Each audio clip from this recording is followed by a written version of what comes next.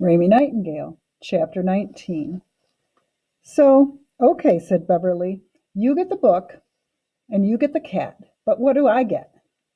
They were all on their backs on Ida Nee's dock, staring up at the sky. Well, what do you want? Asked Louisiana. I don't want anything, said Beverly. I don't believe you, said Louisiana. Everybody wants something. Everybody wishes. I don't wish, I sabotage. Oh dear, said Louisiana. Raymie said nothing. She looked up at the impossibly bright sky and remembered how Mrs. Borkowski had told her once that if you were in a hole that was deep enough, and if it was daylight and you looked up at the sky from the very deep hole, you could see the stars, even though it was the middle of the day. Could that be true? Raymie didn't know. Mrs. Borkowski dispensed a lot of questionable information. Pfft, said Raymie very quietly to herself. And then she thought about how in fairy tales people got 3 wishes, and none of the wishes ever turned out right. If the wishes came true, they came true in terrible ways. Wishes were dangerous things. That was the idea that you got from fairy tales. Maybe it was smart of Beverly not to wish.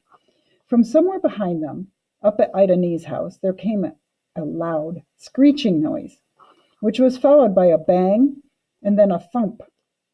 Granny is here, said Louisiana. She sat up. Louisiana, someone called. Louisiana, Elefante.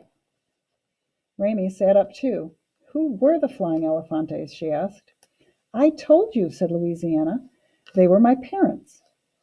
But what does it mean, the flying part? What did they do? Well, my goodness, said Louisiana. They were trapeze artists, of course. Of course, said Beverly. They flew through the air with the greatest of ease. They were famous. They had personalized luggage. Louisiana Elefante! Granny is anxious, said Louisiana. I have to go. She stood up and smoothed down the front of her dress. Her bunny barrettes glowed in the light of the sun. Each barrette looked purposeful, alive, as if it were busy receiving messages from very far away. Louisiana smiled down at Raymie. It was a beautiful smile. And for a minute, Louisiana almost looked like an angel, with her pink dress and the blue sky lit up behind her, and all of her barrettes glowing. They died, said Louisiana. What? Said Raymie. My parents. They died. They aren't the flying Elefantes anymore. They're not anything anymore. They're at the bottom of the ocean. They were on a ship that sank. Maybe you heard about it? We haven't heard about it, said Beverly, who was still on her back on the dock, staring up at the sky. Why would we know about a ship sinking? Well, anyway, it was long ago and far away, and it was a great tragedy. All of the flying Elefante luggage sank to the bottom of the ocean, and my parents drowned. And that is why I never learned how to swim. That makes sense, said Beverly. Now it's just Granny and me, and Marcia Jean, of course. She wants to capture me and put me in the county home, where they only ever serve you bologna to eat. It's all very terrifying when you think about it. So I try not to think about it. Louisiana, shouted her grandmother. Louisiana bent, picked up her baton. I'll see you both tomorrow at the Golden Glen Happy Retirement Home on the corner of Borton Street and Grint Avenue at 12 noon sharp. Okay, said Raymie. It's not the Golden Glen Happy Retirement Home, said Beverly. It's a nursing home. Goodbye, and long live the rancheros, shouted Louisiana as she walked away.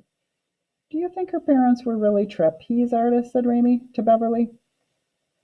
I don't care if they were, said Beverly, but they weren't. Oh, said Raymie. From up at the house there came a sound of the Elefante station wagon pulling away. It made a very loud noise, as if it were a broken rocket ship working to escape the Earth's atmosphere. I should probably go up there, said Raymie. My mother will be here soon. Where's your father? What? Said Raymie. Your father, did he come back home? Asked Beverly. The bruise on her face suddenly looked darker and meaner. "No," said Raymie. "I didn't think so," said Beverly. Raymie felt her soul shrink. The sky didn't look as blue. She decided she didn't believe at all what Mrs. Borkowski said about daylight, stars, and deep holes. Her mother was right. Mrs. Borkowski was crazy as a loon, probably. "Look," said Beverly, "don't get all upset. That's just how things go. People leave, and they don't come back. Somebody has to tell you the truth." She stood up and stretched. Then she bent down and picked up her baton. "But listen, don't worry. We'll go get your stupid library book from underneath the old lady's bed, because that's an easy thing to get back. There's no problem at all." Beverly threw the baton up in the air once, twice, 3 times. Each time she caught it without even looking.